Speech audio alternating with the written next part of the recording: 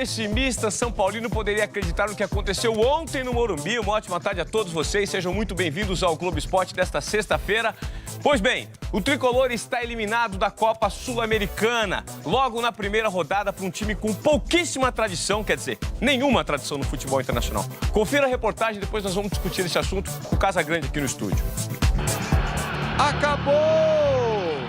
O Defensa e Justiça elimina o São Paulo no Morumbi. Como foi amargo o reencontro. E olha que já eram 18 dias sem ver o time do coração, sem reunir alguns amigos, muitos amigos, ou ir torcer sozinho mesmo. E depois desse intervalo tão grande, tantos treinos fechados, a expectativa do torcedor já começava pela escalação do time. E a grande novidade, Neilton foi escalado para começar jogando aqui no Morumbi. O São Paulo só precisava da chamada vitória simples, que há muito não parecia tão complicada. Pareceu ainda menos quando o Lucas Prato marcou logo no primeiro ataque, mas ele estava impedido. Já está marcado o impedimento. Roberto Canhete levantou a bandeira. Ainda aos 5 minutos, Thiago Mendes fez esse chutaço parecer simples. 1-0 São Paulo. Passou o Prato, ele bateu direto! Gol!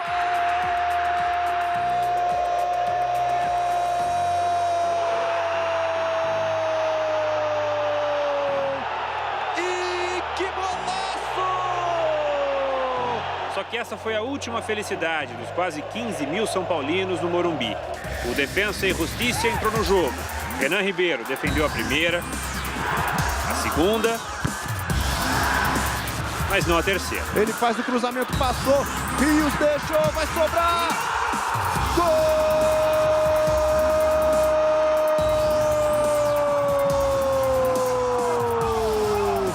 Do Defensa e Justiça!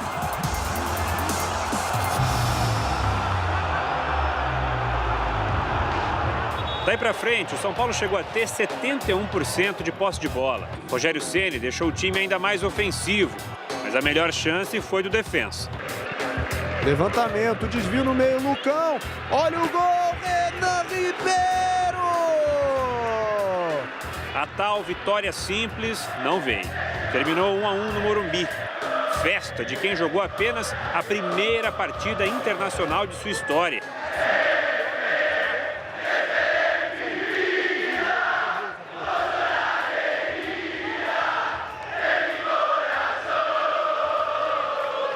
É algo importante para todos, para as pessoas que vieram aqui, toda essa gente que viajou milhares de quilômetros de ônibus só para poder estar nos acompanhando.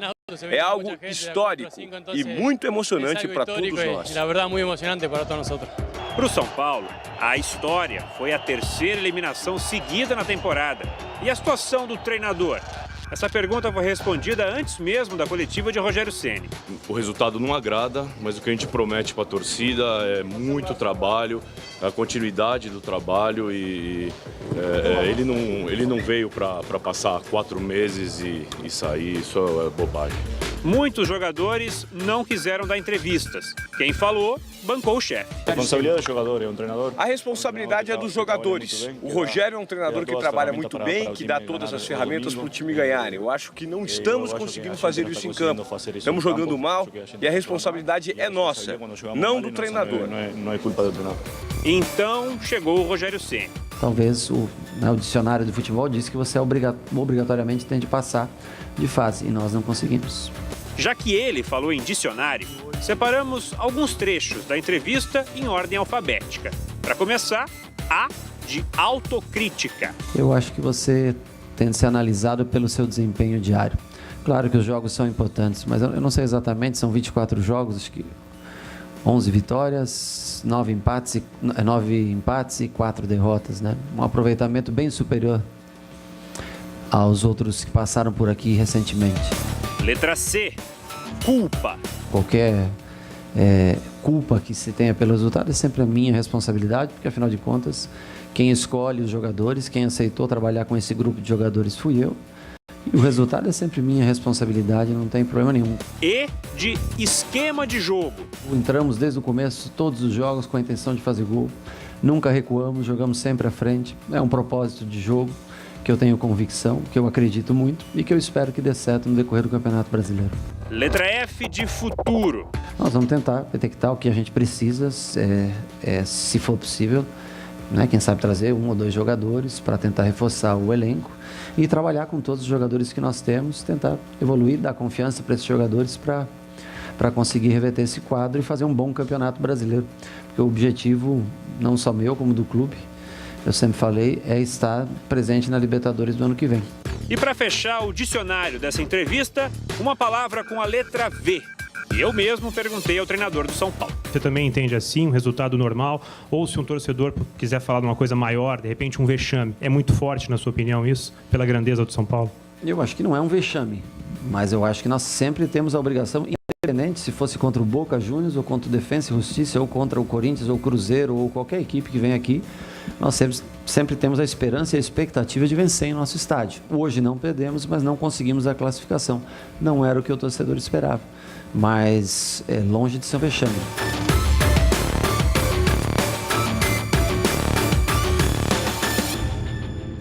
Casão, na sua opinião, tá longe de ser um vexame? Não, foi um vexame. Foi um vexame. O São Paulo deveria só ganhar por 1-0. Era preciso só 1-0, porque é uma equipe inexpressiva. Eu vi o jogo inteirinho. O São Paulo não fez merecer nem mesmo um empate. O empate saiu bom pro São Paulo. A equipe argentina merecia ganhar. Entregou muitas bolas? Muitas bolas. O Renan fez 3 defesas frente a frente. O goleiro teve a jogada do Lucão perdido, que quase fez um gol contra, sabe? Muito, assim, nervoso em campo, sem pressão. Estranho. Em 82 anos de história do adversário Defensa e Justiça, essa foi a primeira partida internacional. E para vocês terem noção da grandeza dessa conquista para o time da Argentina, olha o que eles colocaram numa rede social. Vou mostrar aqui, ó. Fizemos história. Quando nos perguntam qual é a primeira partida fora do país, nós vamos dizer que eliminamos o São Paulo no Morumbi. O São Paulo é um gigante, né? Claro. Do futebol sul-americano. Claro, futebol mundial. O São Paulo é tricampeão mundial. O São Paulo é uma potência mundial do futebol. Foi vexame, sim, é só fazer comparações com o não é faltando respeito, não. Historicamente, peso de camisa. Foi vexame, né? Nós temos aqui os números que o Rogério citou na entrevista coletiva e ele pauta toda a discussão, né, dele em cima desses números que são o início da temporada 2017 no comando do São Paulo. Casa, o aproveitamento é de 58%. Ele pauta muita discussão nesse aproveitamento. Mas você não acha que os times que o Rogério se refere que são times mais fracos do que os times que ele vai enfrentar no Campeonato Brasileiro? Eu acho assim, nesses números aí falta um item. 3 eliminações, 24 jogos, 11 vitórias, 9 empates, 4 derrotas, 3 eliminações. Aí dá para você analisar números, porque esses números aí não dá para ser analisado, porque o São Paulo em 4 meses e meio, nem 4 meses e meio ainda, em 4 meses foi eliminado de 3 competições. Então entra nos números também. Paulista, Copa do Brasil e ontem, e agora a Sul-Americana. Então o que adianta você ganhar 11 jogos, empatar 9 e perder 4, mas no meio desses 4 ser eliminado de 3 competições? Tá, eu tenho aqui o time que o Rogério colocou em campo ontem, vamos dar uma olhada aí. Eu queria que você falasse sobre o que ele colocou em campo, depois nós temos os jogadores que ele tinha à disposição no banco, e falasse do esquema de jogo que o Rogério adota, a maneira dele trabalhar, com as peças que ele tem. Então, você concorda? Então, eu concordo com a convicção dele. Eu penso igual a ele. Uma equipe ofensiva, ele quer fazer aquilo, ele pensa em gols, ele é convicto e acredita naquilo. Isso eu gosto. Mas aí, eu acho que ele não tem o material humano com talento e com características para fazer aquilo que ele fez. Por exemplo, qual foi a intenção dele ontem? Neilton, Prato e Cueva era pressionar a equipe do Defensa. Jogador veloz, habilidoso, indo para cima. Ele não jogou bem. Ele não vem jogando bem desde o começo do ano. Ele entrou no time porque nesses 15 dias deve ter treinado bem, né? Então o Rogério acreditou nele. Mas aí você divide um pouco a culpa. É responsabilidade dos jogadores também. Quem entra em campo são os jogadores. Fala Casão, essa semana mudou de terça-feira para sexta justamente para ele falar sobre o Campeonato Brasileiro que vai começar esse fim de semana. E eu tenho uma pergunta agora da rede social, #GeSãoPaulo. Vamos ouvir a pergunta do São Paulo. Casão, dá uma olhada. Fala, Casão, aqui é o Marcos de Indaiatuba. Casão, você acha que com esse elenco São Paulo tem condições de disputar o título brasileiro ou até uma vaga na Libertadores, ou você acha que precisa de reforços? Valeu! O São Paulo precisa reforçar o time. Elenco tem. muitos jogadores. O time, nesse elenco, para formar o time, não é uma equipe forte. Ganhar para ganhar o Campeonato Brasileiro, sem pensar, né? Não dá para pensar. Seria absurdo eu hoje, depois de uma eliminação do Defensor Justiça, 3 eliminações, eu falar que o São Paulo tem condições de ganhar o título. Não tem. Nesse momento, não tem.